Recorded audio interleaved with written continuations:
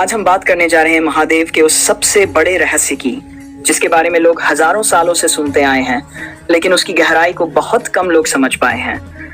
क्योंकि महादेव सिर्फ एक देवता नहीं है, वे एक प्रतीक है, एक चेतना है, एक ऐसी अवस्था है जिसे समझने के लिए सिर्फ कहानी नहीं बल्कि अनुभव की जरूरत होती है। जब हम महादेव कहते हैं तो हमारे मन में जटाधारी, गले में सर्प धारण किए, शरीर पर भस्म लगाए, त्रिशूल और डमरू लिए हुए दिव्य रूप की छवि आती है। लेकिन क्या कभी आपने सोचा कि इस रूप के पीछे छुपा अर्थ क्या है? क्या यह सिर्फ एक धार्मिक चित्र है या फिर इसमें कोई गहरा रहस्य छिपा है? हिंदू परंपरा में शिव को संहारक कहा जाता है, लेकिन उनका संहार विनाश नहीं बल्कि परिवर्तन का प्रतीक है।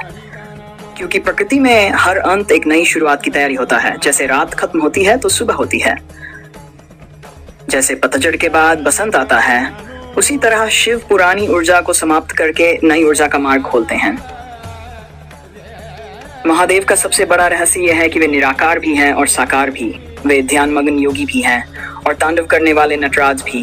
वे कैलाशवासी तपस्वी भी हैं और पार्वती के साथ गृहस्थ जीवन जीने वाले भी। यानी वे विरोधाभासों का संतुलन है। यही संतुलन उनका गुप्त संदेश है। उनके माथे की तीसरी आंख सिर्फ विनाश की शक्ति नहीं बल्कि जागरूकता का प्रतीक है। जब ये आंख खुलती है तो अज्ञान समाप्त होता है, अहंकार जलता है और सत्य प्रकट होता है।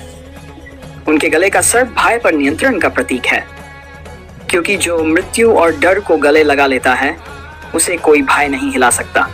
उनके शरीर पर लगी भस्म हमें याद दिलाती है कि यह शरीर नश्वर है, अंत में सब राख हो जाना है, इसलिए घमंड व्यर्थ है। उनकी जटाओं से बहती गंगा ये दर्शाती है कि जब जान का प्रवाह आता है तो उसे धारण करने के लिए स्थिरता चाहिए, नहीं तो वह सब कुछ बहा सकता है।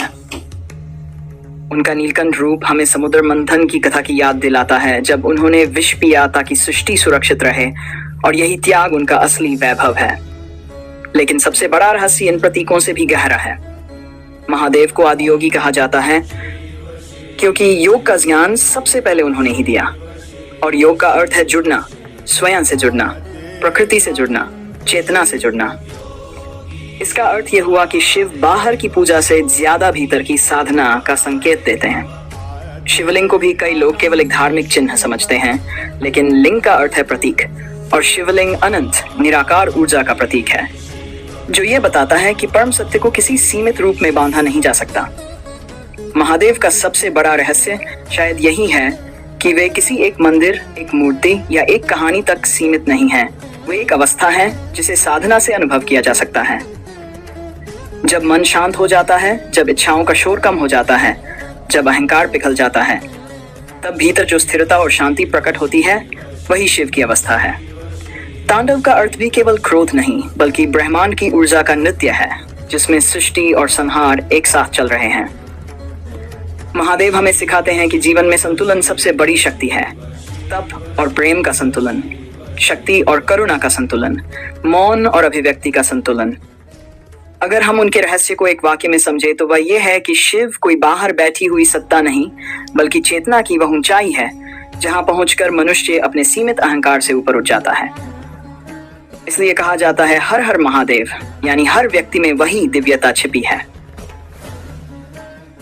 जब हम सत्य को स्वीकार करते हैं, जब हम भय से मुक्त होते हैं, जब हम परिवर्तन को अपनाते हैं, तब हम उसी ऊर्जा के करीब पहुंचते हैं जिसे शिव कहा गया है।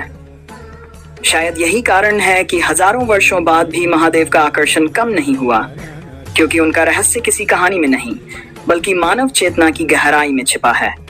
और जो उसे भीतर खोज लेता है वही समझ पाता है कि महादेव का सबसे बड़ा रहस्य बाहर नहीं, हमारे अपने अस्तित्व के भीतर है।